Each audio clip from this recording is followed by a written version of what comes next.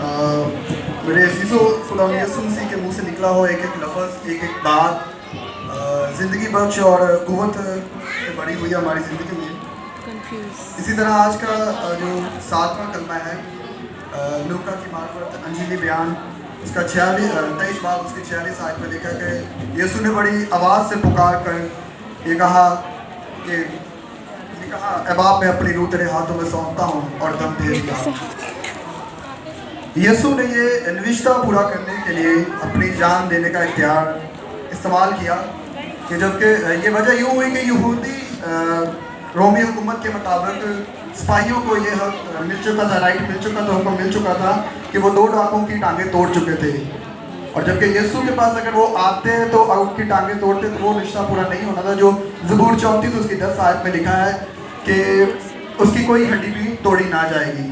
इसलिए यीशु ने इस रिश्ते को पूरा करते हुए अपने जान देने का अधिकार यूज़ किया, हुक्म का अपना इख्तियार यूज़ किया। और जैसे बड़ा खूबसूरत लिखा है यूहन्ना उसका 10 बाब उसकी 18 आयत में लिखा है कि कोई मुझसे छीनता नहीं बल्कि मुझे इसे देने का और लेने का इख्तियार भी है। तो मेरे अज़ीज़ों, 7 कलमों में 7 कलमे हमने एक्सप्लेन किए सब बहन भाइयों ने बड़े अच्छे से, लेकिन इसमें मैं एक कलमे पे गौर कर रहा था। वो कलमा था चौथा कलमा, जिसे कहते हैं कि बाप क्यों छोड़ दिया तूने मुझे। तो इस बात में मैं एक चीज़ बड़ी सुन रहा था और मेरे जहन में थी कि जब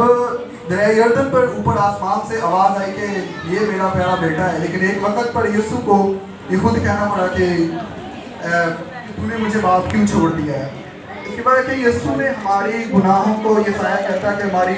खताओं को, बदकिरदारियों को, हमारी सलामती को हमारी सलामती देने के लिए उस पर फैसला हुई और हमारे लिए वो कुचला गया और उस पर और वो घायल हुआ। तो यीशु मसीह के बदन पर जो कोड़े लगे, कांटों का ताज पहना, उस पर लान तान हुई, बेइज्जत हुआ, ठठुराया गया, उसके हाथों पाँव में कील लगे, ये सब मेरे और आपकी खातिर थे। आज भी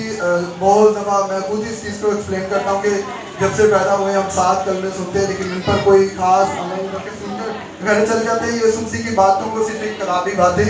अगर हम माफ़ी की तरीक़ सुने तो अगर हम किसी भी बात पर बात करें तो किसी को माफ़ करने की क़ुव्वत हमारे अंदर बहुत कम होती है। हम सुन लेते हैं कि यीशु ने माफ़ किया सलीब पर, पहला कलमा जैसे वो बात कहता है कि बाप इन्हें माफ़ कर, और आखिरी कलमे में वो बाप के साथ अपने असली रिश्ते को बहाल या बयान करता है।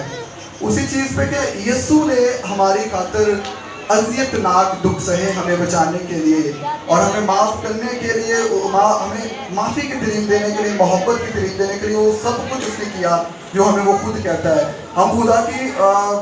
2 चीज़ों को बड़ी तरीके से अपने अंदर रख सकते हैं, और एक माफ़ी और पाकीज़गी, क्योंकि यीशु पाक है और वो माफ़ भी करता है। और इसी तरह हमें चाहिए कि हम उसकी तलीम को, उसके कलाम को फॉलो करते हुए एक दूसरे को माफ़ करें और जिस तरह वो पाक है ऐसी बात करें। तो खुदा आपको इस कलाम के सिलसिले में